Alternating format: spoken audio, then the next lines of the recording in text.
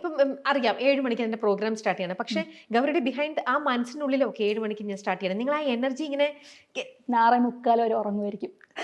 പോ ഗൗരി. 6:45 വരെ ഉറങ്ങുമായിരിക്കും. ഞാൻ ഡ്രസ്സ് എടുത്ത് സൈഡിൽ വെച്ചിട്ട് അലാം വെച്ചിട്ട് 7 മണിക്ക് റൂമിൽ നിന്ന് ഇറങ്ങണം എന്ന് വെച്ചോ, അല്ലെങ്കിൽ 7-7:30 ഷോ ആണെങ്കിൽ റൂമിൽ നിന്ന് ഇറങ്ങുന്നതിന് 10 മിനിറ്റ് വന്നിട്ട് ഞാൻ ഉറങ്ങുമായിരിക്കും. എന്നിട്ട് നമ്മുടെ മാനേജർ വന്നിട്ട് കുട്ടി എല്ലാം വലിച്ചു വാരിയിട്ട് ഷൂ ഒക്കെ കയ്യിൽ പിടിച്ചുകൊണ്ടൊക്കെ ആയിരിക്കും പുറത്തേക്ക് പോകുന്നത്. എന്നിട്ട് ഞാൻ വണ്ടി ഇരിക്കുമ്പോൾ എൻ്റെ കൂടെയുള്ളവർ ചോദിക്കും, ഉറങ്ങി കഴിഞ്ഞിട്ടില്ലല്ലോ, എപ്പോഴും തൂങ്ങുകയാണല്ലോ എന്ന്. ബാക്ക് സ്റ്റേജിൽ പോയിട്ട് ഞാൻ ഇങ്ങനെ ഇരിക്കുമായിരിക്കും, ഉറക്കം കഴിഞ്ഞില്ലല്ലേ എന്ന് ചോദിക്കും. പിന്നെ എവിടുന്ന് എപ്പോഴാണ് ചാർജ് ആവണത്? ചാർജ് ആവുന്ന ഷോ തുടങ്ങുമ്പോൾ. ഓ, അതൊരു ഇൻസ്റ്റന്റ് ആണല്ലേ. അപ്പൊ ഷോ തുടങ്ങുമ്പോഴേക്കും നമുക്ക് അറിയാലോ ഇങ്ങനെ എന്താ ചെയ്യണമെന്ന് അറിയാലോ. അപ്പൊ ആ സമയത്ത് പെട്ടെന്ന് വേറൊരു ഫേസ് ആണ് അപ്പം ഗൗരിയുടെ, വേറൊരു തന്നെ ഫേസ് ആണ് അപ്പൊ കാണുന്നത്. വാവ്. ഓക്കെ. അപ്പൊ ഈ ഇങ്ങനെ പഠിച്ചു വന്ന പാട്ടുകൾ, ക്ലാസിക്കൽ ആയിട്ടുള്ള മ്യൂസിക്, ഹിന്ദുസ്ഥാനി, ഇങ്ങനെ ട്രഡീഷണൽ ആയിട്ടുള്ള എല്ലാ പാട്ടിന്റെയും ആ ഒറിജിനൽ ഫോം എല്ലാം പഠിച്ചു വന്ന് നിൽക്കുന്ന ഗൗരി എപ്പോഴാണ് പിന്നെ റാപ്പ് മ്യൂസിക്കിലും തനിക്കൊരു സ്പേസ് ഉണ്ട്, എന്നാൽ ഞാൻ ഇതിൽ കുറച്ച് ട്രൈ ചെയ്യാം അന്നുള്ളൊരു തോന്നലൊക്കെ പിന്നീട് അങ്ങനെയൊന്നും തോന്നിയിട്ടില്ല. അത് റാപ്പാന്ന് പോലും വിചാരിച്ച് ഞാൻ ചെയ്യുന്നൊന്നുമല്ല. നമ്മൾ ഒരു പാട്ടും അങ്ങനെ ഇന്ന സ്റ്റൈലിൽ ചെയ്തേക്കാം എന്ന് പറഞ്ഞ് ഒരു പാട്ടും ചെയ്യാറില്ല. ചെയ്ത് വരുമ്പോൾ അതെന്തോ ആവുന്നതാണ്. ഇപ്പൊ ഞാൻ മാത്രമല്ല കോൺട്രിബ്യൂട്ട് ചെയ്യുന്നത്. പ്രൊഡക്റ്റ് ഗണേഷിലെ Hoover is working on the song. Ganesh മാത്രമല്ല വേറെ പ്രോഗ്രാമേഴ്സും വർക്ക് ചെയ്യാറുണ്ട്.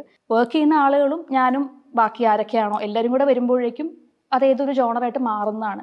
അല്ലാണ്ട് ഞാൻ എന്തെങ്കിൽ പിന്നെ ഞാൻ ഇനി കുറച്ച് റാപ്പ് ചെയ്യാം എന്ന് വേറെ ഒന്നും ചെയ്തിട്ടില്ല, ഇതുവരെ ചെയ്തിട്ടില്ല. ചെയ്ത് വരുമ്പം ഇപ്പൊ ചിലപ്പോൾ ഈ പറഞ്ഞ ചിലപ്പോൾ ട്യൂണായിരിക്കും ആദ്യം വരിക. അപ്പം ട്യൂണും ചിലപ്പോൾ ലിറിക്സ് ചെയ്ത് വരുമ്പോൾ ചിലപ്പം ഒരു പെർട്ടിക്കുലർ ജോണറിലേക്ക് അത് മാറും. അല്ലെങ്കിൽ ടോപ്പിക്ക് ചിലപ്പോൾ വരുമ്പോൾ പെർട്ടിക്കുലർ ജോണറിലേക്ക് മാറും. അങ്ങനെ പോകുന്നതാണ്. അല്ലാണ്ട് ഇതുവരെ അങ്ങനെ പ്ലാൻ ചെയ്ത് ഒന്നും ചെയ്തിട്ടില്ല. ആണല്ലേ? പ്ലാൻ ചെയ്തിട്ടല്ല ഒന്നും ചെയ്തിട്ടില്ല. പ്ലാൻ ചെയ്തിട്ട്. അപ്പൊ മുറിവാണെങ്കിലോ? ഒരു പ്ലാനും ഇല്ല അതിലും. അപ്പൊ ഈ മുറിവിനകത്ത് ശരിക്കും ആക്ച്വലി ആ പാട്ടിനകത്തൂടെ പറയുന്നതും അതൊക്കെ ഗൗരിയുടെ തന്നെ ലൈഫിലത്തെ ഗൗരിയുടെ മാത്രമല്ല, ഇപ്പൊ എല്ലാവരും ഫേസ് ചെയ്യുന്ന കാര്യങ്ങൾ തന്നെയാണ്. മുറിവ് ആക്ച്വലി ടോപ്പിക്കാണ് ഫസ്റ്റ് പ്ലാൻ ചെയ്തത്. ടോപ്പിക്ക് പ്ലാൻ ചെയ്തിട്ട് ടോപ്പിക്കിൽ നിന്ന് ഇങ്ങോട്ട് വന്നതാണ്. ടോപ്പിക്കിൽ നിന്ന് കുറച്ച് ലിറിക്സ് ചുമ്മാ റഫായിട്ട് എഴുതി നോക്കി. പിന്നെ എഴുതി നോക്കിയപ്പോൾ എനിക്ക് തോന്നി ഇതിന് ട്യൂൺ കൊടുക്കേണ്ട ആവശ്യമില്ല, ഇത് ഇങ്ങനെ വിട്ടാൽ പോരെ. അല്ലാണ്ട് റാപ്പ് അങ്ങനെ അല്ല ആലോചിച്ച. ട്യൂൺ വേണ്ട, ഇതിന് ട്യൂൺ ആവശ്യമുണ്ടെന്ന് തോന്നുന്നില്ല. അങ്ങനെ അത് വിട്ടതാണ്. അങ്ങനെ റോ ആയിട്ട് തന്നെ ഇരിക്കട്ടെ, അങ്ങനെ ഭയങ്കര ഒരു കാവ്യാത്മകമാക്കിയിട്ട് നമുക്ക് പോളിഷ് ചെയ്ത് ഇറക്കണ്ട, അതിന്റെ രീതിക്ക് തന്നെ റോ ആയിട്ട് പോട്ടെ എന്ന് തോന്നിയിട്ട് അങ്ങനെ ചെയ്തതാണ്. അല്ലാതെ അങ്ങനെ ഈ പറഞ്ഞത് പ്ലാനിങ്ങിൽ ഇതൊന്നും ചെയ്തിട്ടില്ല. ആണല്ലേ?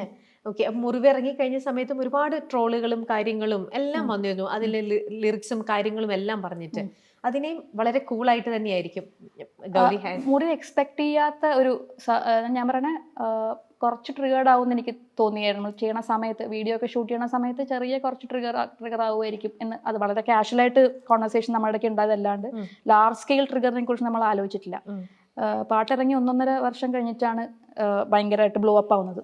അപ്പോഴാണ് ഫുൾ ഈ പറഞ്ഞ പോലെ ഫുൾ അറ്റാക്കും കാര്യങ്ങളൊക്കെ നടക്കുന്ന ആ സമയത്താണ്. അപ്പം എക്സ്പെക്റ്റഡ് അല്ലാത്ത ഒരു ബ്ലോ ആയിരുന്നു. അപ്പൊ ആ ബ്ലോ ഒന്ന് മനസ്സിലാക്കാൻ വേണ്ടിയിട്ട് ഒന്ന് നിന്നിട്ട് സെക്കൻഡ് ഇങ്ങനെ അതൊരു ഒരാഴ്ച എടുത്തു. പിന്നെ അത് ഇപ്പൊ കണ്ടില്ലെങ്കിലും ബുദ്ധിമുട്ടാണ്. പക്ഷെ അന്നത്തെ ആ സിറ്റുവേഷനൊക്കെ അപ്പൊ ഗൗരി എങ്ങനെ ഹാൻഡിൽ ചെയ്തത്? ഞാൻ ഇൻസ്റ്റാഗ്രാമിൽ കയറിയില്ല, ഫോണൊക്കെ മാറ്റി വെച്ചു. ഓക്കെ. ഫുഡൊക്കെ കഴിച്ച് വീട്ടിലിരുന്ന് കുറച്ച് ദിവസം. പിന്നെ ഒന്ന് അടങ്ങിയപ്പോഴേക്കും തിരിച്ചു കയറി. ഒരു സാധാരണ ഒരു വില്ലേജ് ഗേൾ ഇത്തരത്തിലുള്ള കമന്റ്സ് ഒക്കെ ഇങ്ങനെ പല ഭാഗത്തുനിന്ന് കേൾക്കുമ്പോൾ അതിനെ വളരെ ഈസി ആയിട്ട് ഇപ്പൊ പറഞ്ഞപ്പോ എന്ത് ഈസി ആയിട്ട് പറഞ്ഞേ, അപ്പൊ അങ്ങനെ ഈസി ആയിട്ട് അതിനെ ഹാൻഡിൽ ചെയ്യാൻ വേണ്ടിയിട്ട് പറ്റിയിരുന്നോ ഗൗരിക്ക്? അതോ ആരെങ്കിലും ഗൗരിയുടെ കൂടെ ഫുൾ ടൈം സപ്പോർട്ടിംഗ് ആളുകൾ ഉറപ്പായിട്ടും, ഗണേഷ് ഉറപ്പായിട്ടും ഫുൾ ടൈം കൂടെ ഉണ്ട്. സപ്പോർട്ടിംഗ് സിസ്റ്റം അത് ഗണേഷിനത് വിഷയമല്ല. എൻ്റെ കൂടെ 24 മണിക്കൂറുള്ളത് അവനാണ്, അവന്റെ പ്രശ്നമേ അല്ല. എനിക്കും എനിക്ക് ആദ്യം എന്താ നടക്കുന്നതെന്നുള്ളൊരു കൺഫ്യൂഷനാണ് ആദ്യം വന്നത്. അത് നമ്മൾ എക്സ്പെക്ട് ചെയ്യാത്തൊരു സാധനമാണ്. അജിത് ഹരൊക്കെ പിന്നെയും കുറച്ചുകൂടിയൊക്കെ എനിക്ക് തോന്നുന്നു മനസ്സിലാക്കാം. ഇതെനിക്ക് പക്ഷെ എനിക്ക് മനസ്സിലാവുന്നില്ല ഇത് എവിടെ നിന്ന് വരുന്നതെന്ന്. കാരണം പല സൈഡിൽ നിന്നായിരുന്നു വന്നുകൊണ്ടിരുന്നത്. ഒരു പെർട്ടിക്കുലർ റീസണിന് വേണ്ടി മാത്രമല്ല ചീത്ത കേട്ടോണ്ടിരുന്നത്. പല സൈഡിൽ നിന്ന് പല കാര്യങ്ങൾക്ക് ഇങ്ങനെ ചീത്ത കേൾക്കുന്നുണ്ട്. അപ്പൊ എനിക്കെല്ലാം കൂടെ ഇതെന്താ സംഭവിക്കുന്നതെന്നൊരു ഒന്ന് പാനിക്കായി. പക്ഷെ അപ്പൊ തന്നെ എല്ലാം അടച്ചു മാറ്റി വെച്ച് കുറച്ചപ്പോഴേക്കും പിന്നെ അത് ക്ലാരിറ്റി കിട്ടി. ഓക്കെ. ചെറുപ്പത്തിലെ സിനിമ ഇൻഡസ്ട്രിയിലേക്ക് വന്നത് ആളാണ്. എങ്ങനെ എന്താ പറയാ, ഈ സിനിമ ഗൗരിയുടെ തന്നെ ഇതിൽ പറഞ്ഞിട്ടുമുണ്ട്, ചെറുപ്പത്തിൽ തന്നെ മോശപ്പെട്ട അപ്രോച്ചുകളൊക്കെ ഉണ്ടായിട്ടുണ്ട് എന്നുള്ളതും. അതിനെക്കുറിച്ചൊന്ന് പറയാമോ? ഇതൊക്കെ മനസ്സിലാവാതെ ചെന്നിരുന്ന ഒരു കുട്ടി ഈ മോശപ്പെട്ട അനുഭവങ്ങളൊക്കെ വരിക, പിന്നെ എന്തിനാണ് പിന്നെയും ഈ ഇൻഡസ്ട്രിയിൽ ഇപ്പൊ സർവൈവ് ചെയ്തുകൊണ്ട് പോയിക്കൊണ്ടിരിക്കുകയാണ്. ഇപ്പോഴും ഒരുപാട് മലയാള സിനിമകളിൽ ഗൗരിയുണ്ട്, പാടുന്നുണ്ട്. അപ്പൊ ആ അനുഭവങ്ങളെയൊക്കെ എത്രത്തോളം സ്ട്രോങ് ആക്കി ഗൗരീനെ? അനുഭവങ്ങൾ വരുമ്പോൾ എനിക്ക് തോന്നിയിട്ടുള്ളത് നമ്മളൊരു സ്പേസ് എത്തുന്ന വരെ ഇതുള്ളൂ എന്ന് എനിക്ക് തോന്നുന്നു. ബിഗിനേഴ്സിനാണ് ഇത് കൂടുതലും എപ്പോഴും ഫേസ് ചെയ്യേണ്ടി വരിക. ഒരു സ്ഥലത്ത്, അതായത് ഇയാളുടെ അടുത്ത് പോയി കഴിഞ്ഞാൽ തിരിച്ച് പണി തരാനുള്ള കപ്പാസിറ്റി ഇയാൾക്കുണ്ട് എന്ന് തോന്നുന്ന ഒരു സ്പേസിലേക്ക് എത്തിക്കഴിഞ്ഞാൽ ഇത് കുറച്ച് ഒതുങ്ങും. എനിക്ക് അങ്ങനെ എൻ്റെ എക്സ്പീരിയൻസ് അങ്ങനെയാണ്. കാരണം കഴിഞ്ഞൊരു കുറച്ച് വർഷം എടുത്തു കഴിഞ്ഞാൽ അങ്ങനെ ഒരു സംഭവമേ എനിക്കില്ല. ഇനിഷ്യലി നമ്മൾ ഈ പറഞ്ഞ പോലെ ഓപ്പർച്യൂണിറ്റീസിന് വേണ്ടിയിട്ടും ഈ പറഞ്ഞ ഒരു സ്റ്റേജ് കയറി പാട്ട് പാടാനൊക്കെ ആയിട്ട് നമ്മൾ ഈ വളരെ പ്രോമിനന്റ് ആയിട്ടുള്ള ആളുകളുടെ കൂടെ നമ്മൾ കോൺടാക്ട് തപ്പി പോവാണല്ലോ. ഇയാളുടെ അടുത്ത് ചെന്ന് കഴിഞ്ഞാൽ മറ്റേ ഇന്ന ആളുടെ കൂടെ വർക്ക് ചെയ്യാം, ഇങ്ങനെയുള്ള കോൺടാക്ട്സ് വെച്ചിട്ട് നമ്മൾ പോവാം. അപ്പോഴാണ് ഈ പറഞ്ഞ ഓരോ പണികൾ വരിക. അപ്പം കിട്ടിപ്പടിക്കുക എന്നുള്ളതാണ്. കിട്ടി പോയി ഈ സംഭവം നമ്മളിനി സൂക്ഷിക്കണം. അപ്പം അങ്ങനെ പഠിച്ച് പോവാന്നുള്ളതേ ഉള്ളൂ. കുറച്ച് പാടാണ്, റെസിലിയൻ്റ് ആയിട്ട് നിന്ന് പോവാന്നുള്ള കുറച്ച് പാടാണ്. പിന്നെ എനിക്ക് ഭയങ്കര ആഗ്രഹമായിരുന്നു. അപ്പോൾ നമ്മളിത് കുറേ കണ്ടില്ല എന്ന് വയ്ക്കും. ചിലപ്പോൾ ഇതിൻ്റെ എഫക്റ്റ് നമുക്ക് മനസ്സിലാവുന്ന കുറേ വർഷം കഴിഞ്ഞൊക്കെ ആയിരിക്കും. അയ്യോ അന്ന് ഇത്ര വലിയ പ്രശ്നമായിരുന്നല്ലോ. നമ്മൾ മറ്റതിനോടുള്ള പാട്ടിനോടുള്ള പ്രാന്തിൻ്റെ ഇടയ്ക്ക് ചിലപ്പം അപ്പം നമ്മൾ ശ്രദ്ധിക്കില്ല. അത് വിടും, സാരില്ല പോട്ടെ എന്ന് വിടും. പിന്നെ കുറേ നല്ല ഇത് ആലോചിക്കുമ്പോഴാണ് പക്ഷേ അന്ന് അത്ര വലിയ പണിയല്ലേ കിട്ടിയ എന്നൊക്കെ ഇങ്ങനെ ആലോചിക്കും. പക്ഷെ അത് നല്ല റെസിലിയൻസ് വേണമെന്ന് എനിക്ക് തോന്നുന്നു. പക്ഷെ അപ്പൊ ഈ നോ പറഞ്ഞു കഴിഞ്ഞപ്പോൾ എപ്പോഴെങ്കിലും ഒരു ചാൻസ് നഷ്ടപ്പെടുകയായിക്കോട്ടെ, അങ്ങനെ ഉണ്ടായിട്ടുണ്ട്? ഓ യെസ്, അതൊക്കെ എൻ്റെ ഭാഗമാണ്. അതിനുശേഷം ഗോഡ് ഫാദർ ആയിട്ട് കണ്ടുകൊണ്ടിരുന്ന ഒരാളിൽ നിന്നും ഇത്തരത്തിലുള്ള മോശപ്പെട്ട അനുഭവങ്ങളെല്ലാം ഉണ്ടായിട്ടുണ്ട് അല്ലേ? അപ്പൊ നനശ്ചിരിക്കാതെ, അപ്പം ഇങ്ങനെയാണോ ലോകം എന്ന് ആ ഒരു പ്രായത്തിൽ ആ ഒരു കുട്ടിക്ക് തോന്നുന്ന സ്വാഭാവികമല്ലേ ഗൗരി? തോന്നും അല്ലേ? അപ്പൊ ഇതല്ല ലോകം എന്നപ്പോ ഗൗരിക്ക് തിരുത്തി തന്നത് ആരാണ്? അതാണ് ലോകം. അത് തന്നെയാണ് ലോകം പറയാനും പറ്റില്ല. അത് തന്നെയാണ് ലോകം. അത് പല്ലെന്ന് പറയുന്നത് എന്തിനാ? അത് തന്നെയാണ് ലോകം. ആണോ? ഭയങ്കര ഡേഞ്ചറസ് ആണ്. വളരെ ഡേഞ്ചറസ് ആയിട്ടുള്ള സ്ഥലമാണ്. ഞാൻ തിരുത്തുന്നില്ല. വളരെ വളരെ കുറച്ച് പേര് മാത്രമേ സേഫ് ആയിട്ടുള്ള, എനിക്ക് തോന്നുന്നു, അങ്ങനത്തെ മനുഷ്യന്മാരുള്ളൂ. അപ്പം ഇതിനകത്തും ഇത്രയും ഈ ഒരു എന്താ പറഞ്ഞ ഇങ്ങനത്തെ ഒരു ലോകത്തിൽ ഇനിയാണെങ്കിലും ഒരു കുട്ടി വരണമെങ്കിൽ ശ്രദ്ധിക്കേണ്ട കാര്യങ്ങൾ, അലേർട്ടായിട്ട് നിൽക്കേണ്ട കാര്യങ്ങൾ എന്തെന്നാണ് ഇപ്പൊ ഇതെല്ലാം കടന്നുപോയ ഗൗരിക്ക് പറയാനുള്ളത്? അങ്ങനെ പറയാൻ പറ്റില്ല, അതാണ് എൻ്റെ പ്രശ്നം. എനിക്ക് ഒരു കാര്യം പറയാൻ പറ്റുന്ന, മറ്റേ നമ്മളെ അങ്ങോട്ട് വളർത്തി വലുതാക്കും എന്ന് പറഞ്ഞു വരുന്ന ആളുകളെ മാക്സിമം മാറ്റി നിർത്തുന്നത്. കാരണം ആർക്കും നമ്മളെ വളർത്തി വലുതാക്കാൻ പറ്റില്ല എന്ന് എനിക്ക് തോന്നുന്നു. ആർക്കും അത് ചെയ്യാൻ പറ്റില്ല. നമ്മൾ തന്നെ ചെയ്യാൻ ഓഫ് കോഴ്സ് സഹായിക്കാൻ പറ്റും, ആളുകൾക്ക് ഓപ്പർച്യൂണിറ്റീസ് തരാൻ പറ്റും, ചിലപ്പോൾ നമ്മളൊന്ന് ലിഫ്റ്റ് ചെയ്യാൻ പറ്റുമായിരിക്കും. പക്ഷേ ഈ പറഞ്ഞ ഞാനങ്ങ് ഏറ്റെടുത്തങ്ങ് വലുതാക്കി തരാം എന്ന് പറഞ്ഞിട്ട് വരുന്ന ആളുകൾ മോസ്റ്റ്ലി മാറ്റി നിർത്തുന്നതാണ്, യൂട്ടിലൈസ് ചെയ്യാൻ തന്നെ ആയിരിക്കും. അല്ലെങ്കിൽ വെറുതെ തള്ളുന്നതായിരിക്കും. നമ്മുടെ സമയം വേസ്റ്റ് ആയിരിക്കും, നമ്മുടെ എഫേർട്ടും സമയത്തിൻ്റെ വേസ്റ്റ് ആയിരിക്കും. അതാണ് എനിക്ക് ഒന്ന് തോന്നിയിട്ടുള്ളത്. സോ അങ്ങനത്തെ ആളുകളെ മാക്സിമം മാറ്റി നിർത്തുക. ബാക്കി എല്ലാവരും കൊണ്ട് തന്നെ പഠിച്ചിട്ടുള്ള എനിക്ക് തോന്നുന്നു. പണി കിട്ടി തന്നെയാണ് അങ്ങനെ. ഇങ്ങനെ ഭയങ്കര ഒരു റൂൾ ബുക്ക് വെച്ചിട്ട് പോകാൻ പറ്റുന്ന ഒരു സാധനമല്ലല്ലോ അത്. ഒരു പോക്കങ്ങ് പോകുന്ന വഴിക്ക് നോക്കി ഇങ്ങനെ പോവുക, ആ ഒരു രീതിയാണെന്ന് എനിക്ക് തോന്നുന്നു.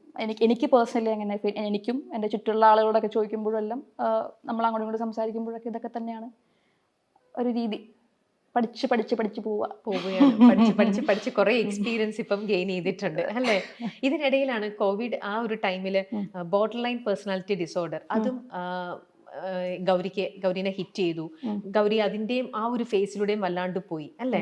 അതിൽ നിന്ന് എങ്ങനെയാ റിക്കവർ ചെയ്ത്? അത് പേഴ്സണൽ ഡിസോർഡർ കണ്ടുപിടിച്ചു എന്നേ ഉള്ളൂ. എനിക്ക് ഓൾറെഡി ഉള്ള സാധനം തന്നെയായിരുന്നു. അതെ ഞാൻ ചോദിക്കാൻ വരുമായിരുന്നു അത്.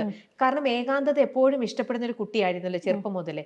ഒരു പക്ഷെ അതുകൊണ്ടായിരുന്നു ഈ ബോർഡർ ലൈൻ പേഴ്സണാലിറ്റി ഡിസോർഡർ? അല്ല, ബോർഡർ ലൈൻ പേഴ്സണൽ ഡിസോർഡർ എന്ന് പറഞ്ഞാൽ ജനറ്റിക് ആയിട്ടും വരാം, നമ്മൾ വളരുന്ന സാഹചര്യത്തിലും വരാം, രണ്ട് രീതിയിലും വരാം. എനിക്ക് BPD മാത്രമല്ല, എനിക്ക് OCPD എന്ന് പറഞ്ഞൊരു ഡിസോർഡർ ഡയഗ്നോസ്ഡ് ആയിരുന്നു. PTSD സിംറ്റംസും ഉണ്ടായിരുന്നു. ഇപ്പം അതാണ്, ഇപ്പം ജനറ്റിക് ആയിട്ട് മേ ബി ഒരു ഇമോഷൻ റെഗുലേഷൻ്റെ സാധനം തലയിൽ പ്രശ്നമായിരിക്കാം. ചിലപ്പോൾ വളർന്ന് വന്ന സാഹചര്യം എവിടെന്നെങ്കിലും കിട്ടിയ കാര്യങ്ങളൊന്നായിരിക്കാം.